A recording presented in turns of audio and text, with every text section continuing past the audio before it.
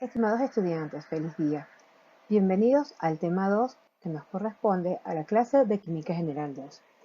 En este sentido vamos a hablar sobre la cinética química. Ahora evaluaremos lo que es la velocidad de la reacción, las energías que puedan estar involucradas en el proceso de reacción y si va a proceder o no una reacción independientemente de si esta es espontánea o no. Pero como bien mencioné en el podcast, cuando hablamos de la termodinámica, estamos evaluando si tiene lugar o no una reacción química. Y cuando hablamos de la cinética, nos referimos a qué tan rápido procede una reacción química. Por eso decimos que la velocidad de la reacción va a ser el cambio de la concentración de un reactivo o un producto con respecto al tiempo. Por tanto, va a tener unidades de molaridad sobre tiempo. Si nosotros tenemos como ejemplo una reacción A que va a pasar a B, en otras palabras, esto es una reacción de descomposición. La velocidad de esta reacción la podemos medir con la expresión que dice que la velocidad va a ser igual a menos la variación de la concentración de A en el tiempo. Mientras que la velocidad de B, que vendría a ser en este caso el producto, va a ser la variación de la concentración de esta especie con el tiempo. En otras palabras, estamos evaluando el cambio de la concentración de A o, en este caso, el cambio de la desaparición de A en comparación a la aparición del producto, que en este caso vendría a ser B. Es por esto que la ecuación de velocidad donde se ve involucrado A tiene signo negativo, porque como se está consumiendo el reactivo o el reactante de esa reacción, entonces la forma que tenemos nosotros de representarla es con el signo negativo, es decir, que se va consumiendo paulatinamente en la medida que está transcurriendo una reacción química. En esta lámina podemos observar una representación de cómo esperaríamos que fuera con el tiempo la evolución de una reacción química. En este caso, como ya les mencioné, de descomposición. Evidentemente que inicialmente la concentración del producto de esta reacción va a ser cero, mientras que la concentración de A, que en este caso va a ser el reactante, va a ser mayor, es decir, va a estar en su plenitud, en su completitud. Pero recordemos que cuando nos hablan de una variación, nos están diciendo que hay un cambio. Eso quiere decir que hay una condición inicial y una condición final que debemos considerar a la hora de calcular esta variación o esta velocidad de reacción con el tiempo. Y si es con el tiempo, pues también hay que tomar en cuenta el tiempo final menos el tiempo inicial. Otra pregunta que va a ser importante para nosotros es ¿y qué pasa con la estequiometría de la reacción? Esto lo responderemos más adelante. En concreto, nosotros podemos evaluar la velocidad de una reacción de tres diferentes formas. Una de ellas es a través de la velocidad media, a través de la velocidad instantánea y también a través de la velocidad media general. Vamos a ver qué significa cada una de ellas. Vamos a comenzar por la velocidad media. Para ello vamos a hacer uso de la reacción química que habíamos estudiado anteriormente, la descomposición de A para obtener como producto B. Vamos a registrar la concentración de esta especie en el tiempo. En el tiempo 0, en el tiempo 600, a los 1200 segundos, a los 1800 segundos y a los 2400 segundos. Como podemos apreciar, si nosotros ahora calculamos la relación entre el cambio de la concentración de B en el tiempo, obtendríamos estos diferenciales, tanto en concentración como en tiempo. Una vez obtenidas estas dos concentraciones, ahora podemos evaluar la velocidad en un instante determinado. Por ejemplo, para mí el instante 1 podría ser la variación del tiempo entre el tiempo 0 y el 600, y el tiempo 2 sería entre el 600 y el 1200, y así sucesivamente tendríamos el instante 1, 2, 3 y 4. Como pueden apreciar, el resultado experimental obtenido de este estudio nos indica que la velocidad ha ido disminuyendo en la medida que ha transcurrido el tiempo. ¿Por qué? ¿Por qué creen ustedes que está ocurriendo este cambio? Recordemos que para esta reacción en específico, en la medida que va transcurriendo el tiempo, la concentración de A en el medio de reacción ha ido disminuyendo. Y si por otro lado, en lugar de que fuera A por una reacción de descomposición, fuera más bien una reacción química entre dos especies, también ocurriría una variación importante en la velocidad. Esto porque las colisiones que podrían existir entre los dos reactantes que podrían estar presentes en una reacción va a disminuir porque la reacción ha ido transcurriendo, ha ido avanzando y va disminuyendo de esta manera la concentración de los reactantes. Y esto va a influenciar la velocidad de aparición de la especie B, va haciéndose cada vez más lenta.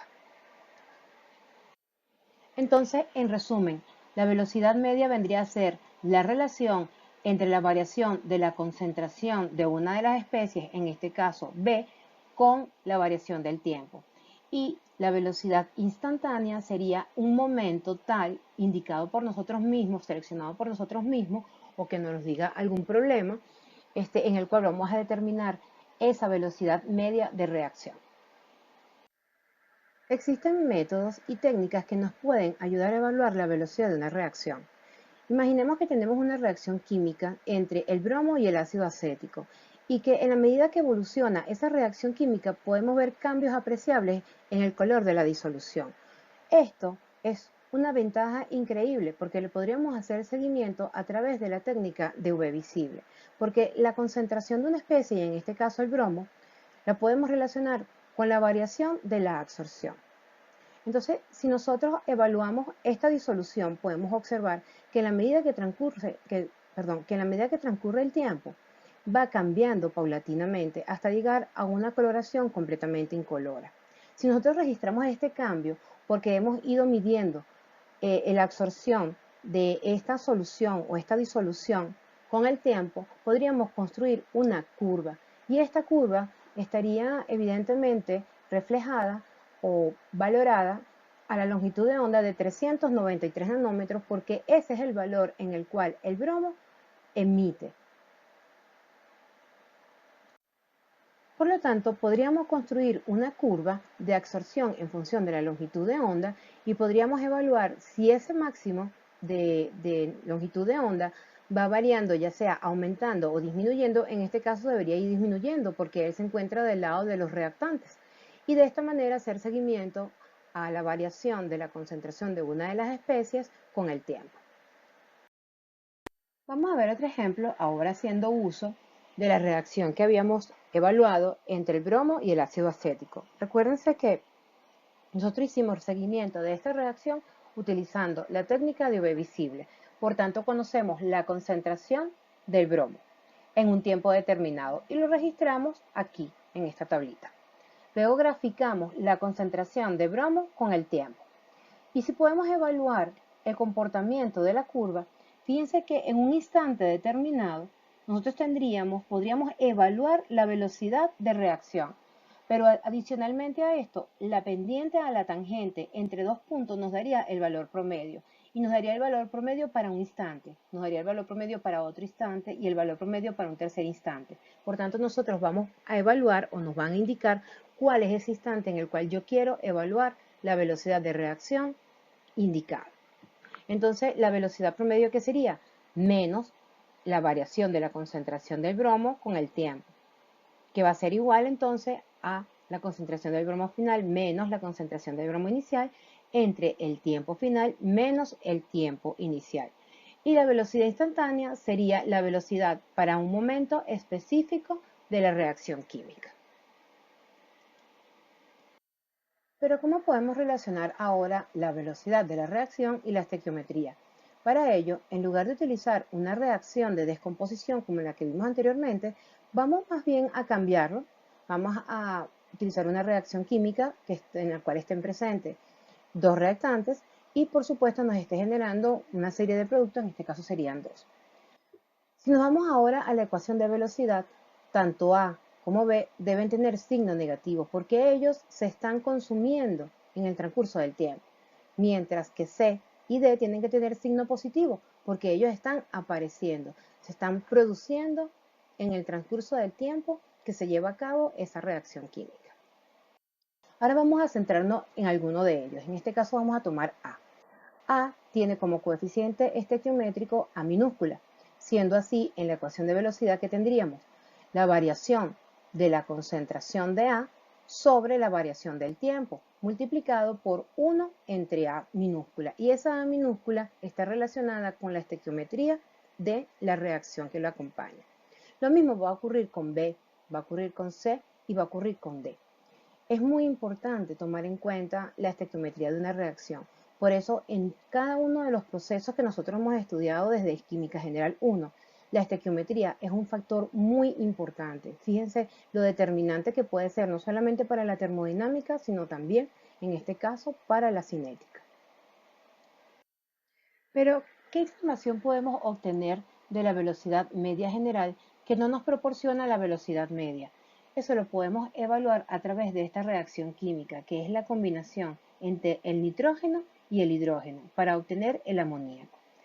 En la siguiente tabla podemos resumir lo que ocurre o lo que podemos registrar en la reacción química considerando la concentración de nitrógeno y de hidrógeno a un tiempo determinado. Lo mismo podríamos hacer con el producto de interés. Si nosotros evaluamos la velocidad media, nos daremos cuenta que el valor es distinto para lo que son los reactantes y el producto. Sin embargo, independientemente de a quién evaluemos, en nuestra reacción química, el valor de la velocidad debería ser igual. ¿Cómo podemos corregir esto? Eso es lo que hace la velocidad media general.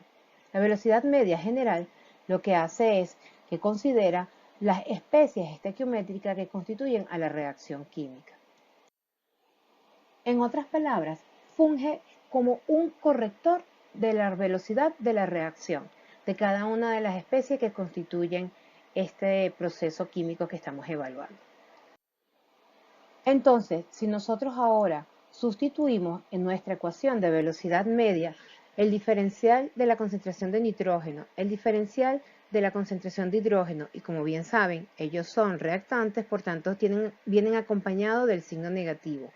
Y también evaluamos el diferencial de la concentración del amoníaco en el tiempo respectivo y considerando la estequiometría de las especies que constituyen a la reacción química, ahora sí obtendríamos el valor de velocidad media que esperaríamos independientemente de la especie que nosotros estemos considerando durante el proceso en el cual está transcurriendo la reacción química de interés.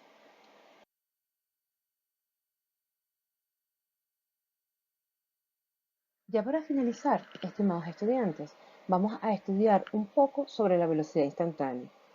Hemos visto anteriormente que la velocidad instantánea va variando su valor en la medida que transcurre el tiempo. En otras palabras, podemos decir que la velocidad va variando a lo largo del tiempo en un instante t determinado y va a tener valores de velocidad distintos. Por eso podemos definir a la velocidad instantánea como aquella velocidad que tiene una reacción química cuando el intervalo de t que hemos visto en la velocidad media es muy pequeño. Es decir, que cuando el tiempo tiende a cero, matemáticamente podemos definirla como el límite de la variación de la velocidad cuando delta t tiende a cero. En este caso vamos a llamar, en lugar de b sub m rayita arriba, la vamos a llamar b sub i. Por eso lo podemos escribir como que la velocidad instantánea va a ser el límite cuando el tiempo tiende a cero de la concentración de nitrógeno para la reacción que tenemos adyacente. Lo mismo podríamos hacer con el resto de los reactivos que acompañan a esta ecuación química. Esto quiere decir que tenemos un instante de tiempo pero tan pequeño que se puede asimilar a una diferencial. En otras palabras, nosotros podemos escribir ahora la ecuación de velocidad instantánea como el diferencial de la concentración de las especies que constituyen, digamos en este caso, la zona de reactantes y la zona de productos, considerando siempre la estequiometría de la reacción. En otras palabras, lo que tenemos es que la expresión de delta t y el límite lo podemos sustituir por las derivadas. Por eso también la podemos expresar como la ecuación que tenemos adyacente. Cuando nos pidan entonces que escribamos para una reacción química la velocidad instantánea, empleamos esta expresión que incluye tanto la derivada como la estequiometría de los constituyentes de la reacción química que estamos estudiando. Feliz día para todos.